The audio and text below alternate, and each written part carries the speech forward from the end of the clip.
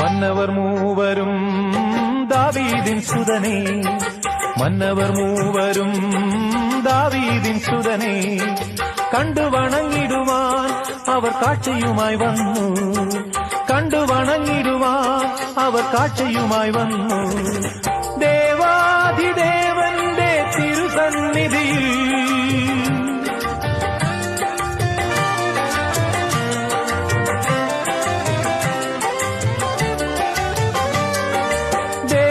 ദേവാധിദേവന്റെ തിരുസന്നിധിയിൽ അവർ കാഴ്ചകൾ വച്ചു വണങ്ങി. യഹൂദിയായിലെ ഒരു ഗ്രാമത്തിൽ ഒരു ധനുമാസത്തിൻ കുളിരും രാവിൽ രാപാർത്തിരുന്നു രജപാലകർ